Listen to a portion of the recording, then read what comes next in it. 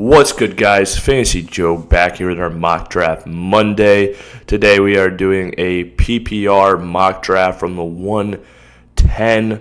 Let's dive into this draft. If you guys are new to the channel, make sure to hit that subscribe button, hit that like button. If you have any questions or comments, drop them in the comment section down below. Really helps out the video. And of course, we love connecting down there as well.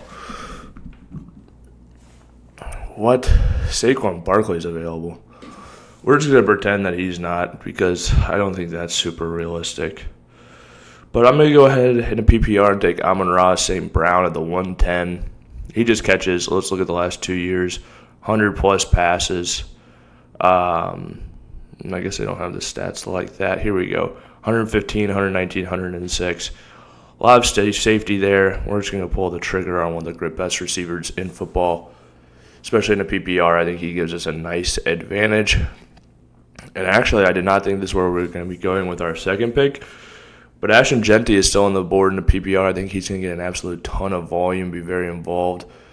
I was really excited to get him there. So pumped about that one. I give you guys a look at the draft board just so you guys can see what's going on. Excuse me, guys. Okay. So now take a look at who's still out there. Honestly, there's one guy on this list I still think is a value, even in the PPR where he's going right now. It's Jonathan Taylor. I think he's going to catch closer to that 40 passes mark if we get more than half that starts with Daniel Jones this year, and I do think that is going to happen. So I'm going to pull the trigger on Jonathan Taylor, a guy I just think he's going to catch a lot more passes this upcoming season. Okay, so now we've got our stud wide receiver. We've got two running backs. I am tempted to take either one of these quarterbacks just to see how the team would turn out. You know what? We're going to do it. Let's pull the trigger on Jalen Hurts in round 4. He gets a ton of rushing touchdowns every single year. It's like combining an RB1 with a QB1 into one player. Pull the trigger on him. Some of the guys I wanted to take may be gone. We're going to go ahead and pull the trigger on Jameson Williams here. A guy that could have a really good season at Detroit Lions offense with them struggling a little bit more, most likely just with the loss of so many of their amazing head coaches. Well, not head coaches.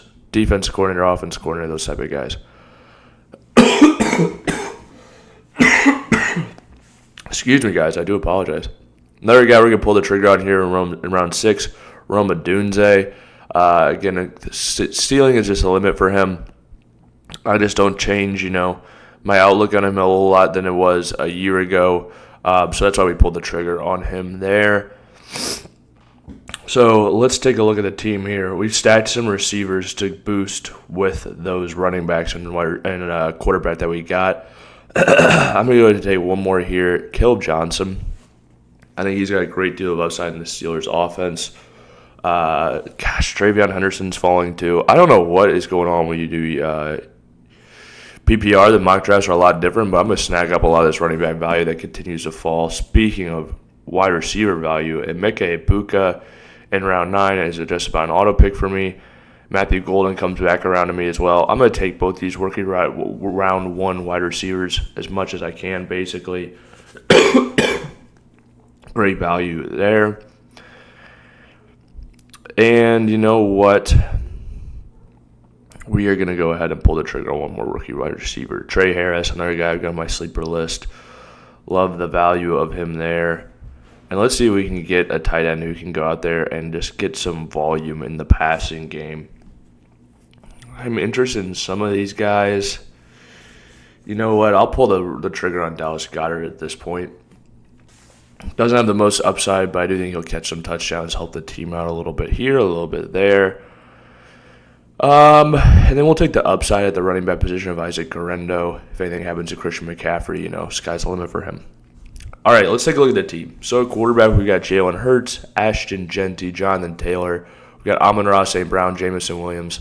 Obviously, they both play on the same team. I do think they're going to throw a little bit more, but in a real team, you probably wouldn't want both of those as your starting wide receivers. Tight end, Dallas Goedert. Then we have Rome Odunze. On the bench, we got Kaleb Johnson, Travion Henderson, Emeka Buke, Matthew Golden, Trey Harris, Isaac Guerendo. All rookies but one on the bench.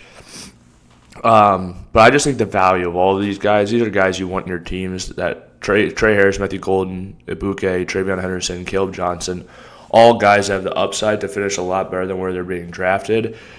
And, yeah, guys that I think are worth taking the chance. I really didn't mind taking the shot at Jalen Hurts. Obviously, like Jameson Williams as my number 2. I was really hoping I'd get like a Devonta Smith or something like that, just real solid.